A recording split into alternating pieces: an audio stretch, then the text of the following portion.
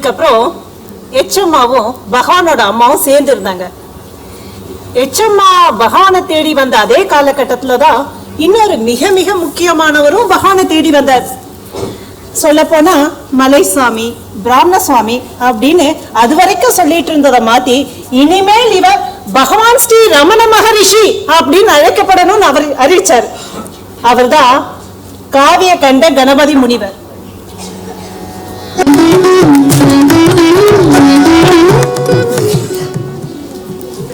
சுவாமி, நான் படிக்காத சாஸ்திரங்கள் இல்ல, எழுதாத காவியங்கள் இல்ல, போகாத ஊர்கள் இல்ல, பண்ணாத தபஸ் இல்ல.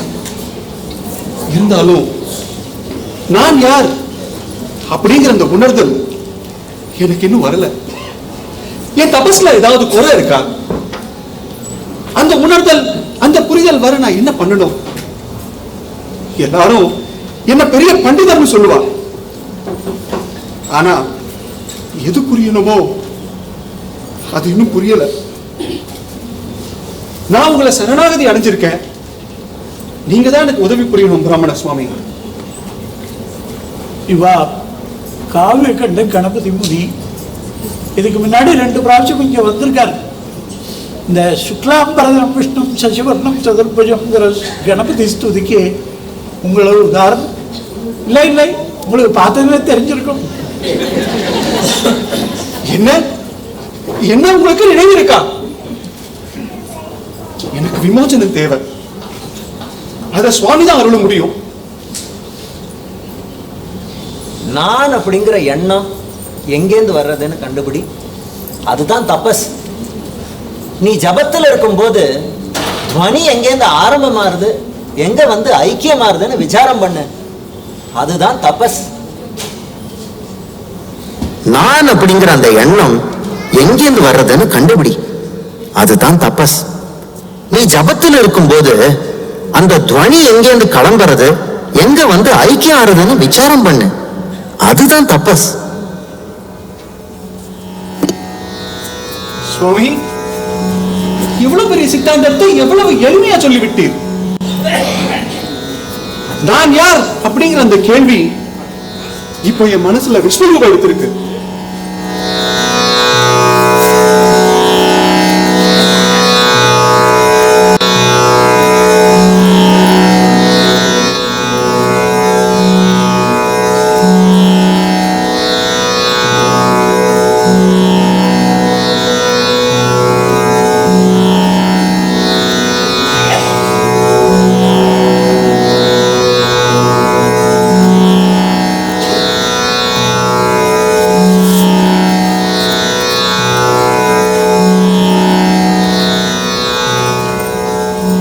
சுவாமி, தங்களது பெயர் என்ன? வெங்கட்ராமன். வெங்கடராமன். சுருக்கமா ரமணா. இல்ல, சாதாரண ரமணா இல்ல, இவர் ஒரு மகரிஷி. ஆமாம், எனக்கு ஒரு ஆசான், ஒரு குரு கிடைச்சுட்டார். அருணாச்சலத்தில் இருக்கிற பிராமண சுவாமிங்கிற முனிவர். இவர் சாதாரண சுவாமி இல்ல, மிக உயர்ந்த ஆன்மீக விருட்சம். இன்னிலிருந்து பகவான் ஸ்ரீ ரமண மகரிஷி என்று இவர் அறியப்படுவார். எல்லோரும் இவரை அவ்வாறே அழைப்பார்.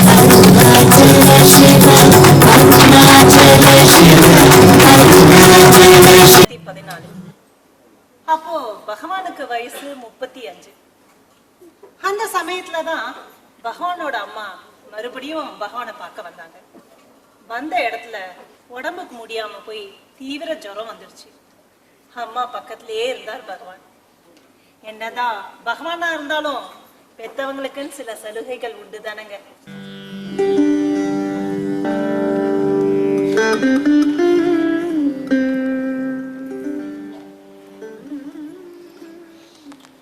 பகவான் இரவு பகல்னு பார்க்காம அம்மா பக்கத்திலே இருக்கு.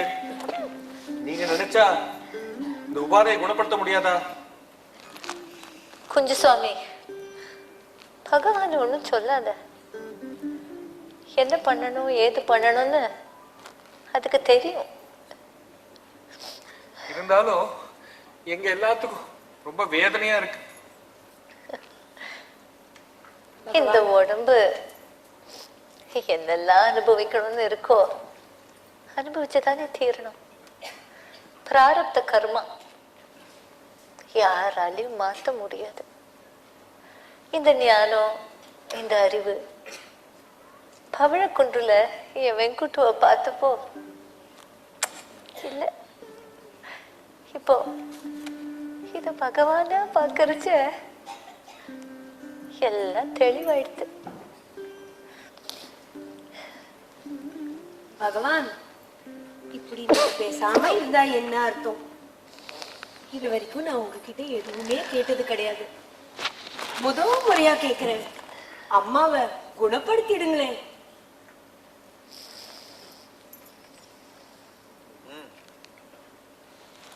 தேகத்தை குணப்படுத்த சொல்றேன். அலையா வருபிறவி அத்தனையும் மாற்றம் அலையா எழுந்த மருந்தே, தலைவா நின் தாழ் வாழும் என் தாய் தாபமாற்றியே, ஆழ்வதுவும் உன் கடனேயாம்.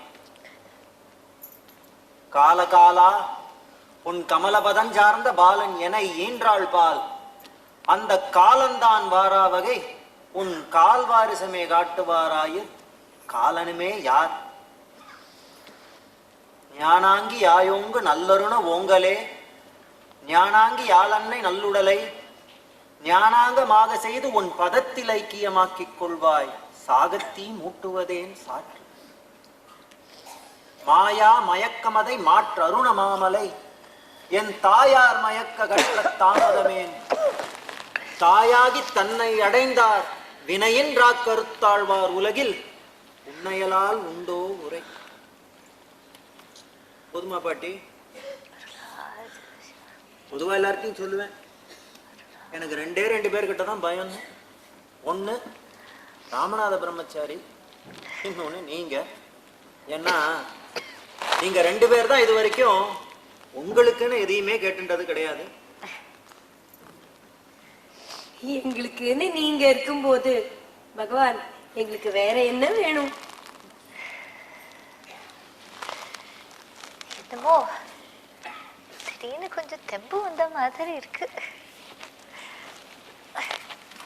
பாவம் இது காத்தாலேருந்து இங்கேயே பழி கிடக்கு, ஒன்றும் சாப்பிடல.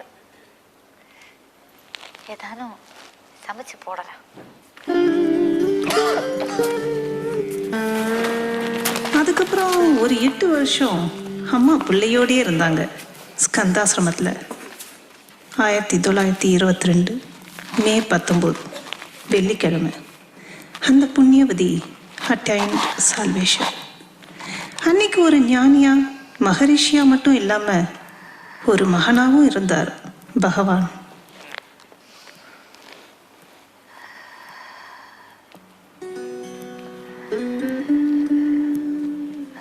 ரொம்ப நேரம் தாங்காதுன்னு நினைக்கிறேன். மணி 6 போறது.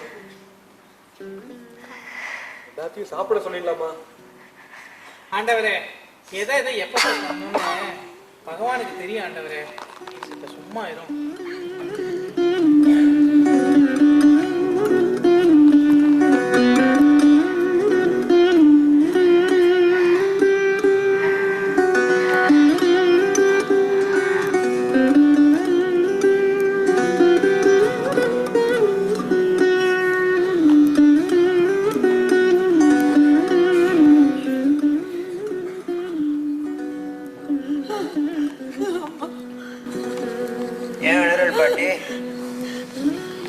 அழிவு தேகத்துக்கு மட்டும்தான், ஆத்மாவுக்கு இல்ல.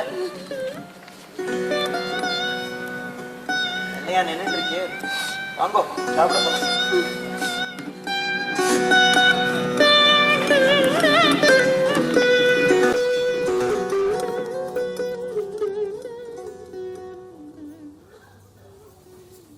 எப்படி பகவான் அம்மா சித்தி அடைஞ்சதும் எந்த விதமான சோகமோ கவலையோ இல்லாம உடனே எல்லாரையும் சாப்பிட சொன்னீங்க? யார் அம்மா, யாரு புள்ள? ஆதிசங்கரர் சொன்ன மாதிரி காத்தே காந்தகா கஸ்தே புத்திரகா எல்லாம் ஒண்ணுன்னு ஆனதுக்கு அப்புறம் அங்க பேதபாவம்னு எதுவுமே இருக்காது. இந்த தேகம் நம்மோடதுன்னு நினைக்கிறதுனாலதான் எல்லாவித சந்தேகங்களும் ஏற்படுறது. சந்தோஷம், துக்கம், கோபம், தாகம், சாத்திரம், ஆத்திரம், சேர்றது, பிரியறது, போட்டி, பொறாமை எல்லாமே இந்த உடம்புக்குள்ளதான் அடக்கும். இந்த உடம்பு நம்மோடது இல்லைன்னு புரிஞ்சினோம்னா எந்த சலனமும் இருக்காது. மனசு அமைதியா பிரம்மத்தோட ஐக்கியமாயிடும்.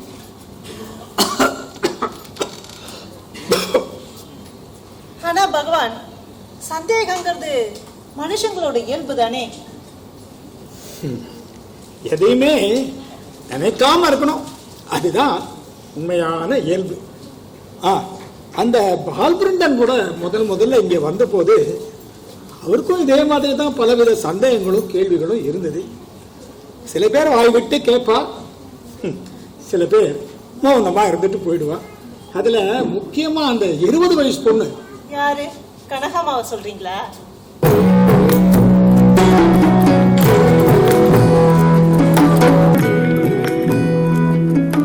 அம்மா, நாகம்மா.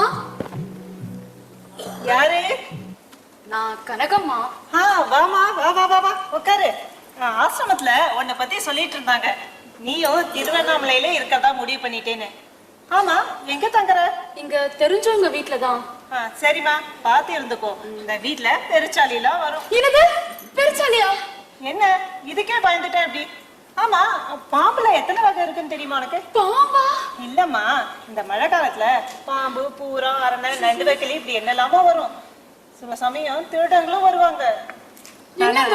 என்னென்னமோ சொல்லி பயமுறுத்துறீங்க. ஆனா பகவானை தரிசனம் பண்ணதுக்கு அப்புறம் இந்த பயம், கவலை எல்லாம் போய் அப்படியே மனசு அமைதியாயிடும். ஆமாங்க, பகவானை பார்த்ததும் என்னெல்லாமோ பேசணும்னு நினைச்சேன். வாயிலேருந்து வார்த்தையே வரல. பகவான் என்ன அனுகிரகிக்கணும்னு சொன்னேன். என்னது? பகவான் என்ன அனுகிரகிக்கணும்னு சொன்னேன். வெறும் காத்துதான் வந்துச்சு. உங்களை மாதிரியே தான் அவரும் என்ன அப்படின்னு கேட்டாரு. அவர் குரலை கேட்டதும் ஒண்ணுமே ஓடல. கண்ணிலேருந்து வெறும் கண்ணீர் மட்டும்தான் வந்துச்சு. அது உனக்குன்னு இல்ல, பகவானை தரிசனம் பண்ணும்போது எல்லாருக்கும் ஏற்படுற அனுபவம் தான் இது. ஆமா, பகவான்கிட்ட வேற என்ன கேட்கணும்னு நினைச்ச? பகவான் ரமண மகரிஷி அப்படின்னு எல்லாரும் எப்பல இருந்து கூப்பிட ஆரம்பிச்சாங்க கேட்டியா? ஐயோ இல்ல, இது மனசுல எழுந்த கேள்வி, மனசோடயே இருந்துடுச்சு. ஆமா, எப்போல இருந்து அப்படி கூப்பிட ஆரம்பிச்சாங்க உங்களுக்கு தெரியுமா? அதுவா, 1907 வருஷத்துக்கு அப்புறம் எல்லாரும் பகவானை ரமணர், பகவான், ரமண மகரிஷி அப்படின்னு அவங்கவுங்களுக்கு சௌரியப்பட்ட விதத்துல கூப்பிட்டுட்டு இருந்தாங்க. ஆனா பொதுவா பகவான் ரமண மகரிஷி அப்படிங்கிற பேரு நிலைச்சு போச்சு. தமிழ் மாநிலத்திலேருந்தும் மற்ற மாநிலத்திலேருந்தும் நிறைய பக்தர்கள் வர ஆரம்பிச்சாங்க. அப்போ வெளிநாட்டுல இருந்து ஒருத்தர் வந்தார், பால்பிரண்டன்.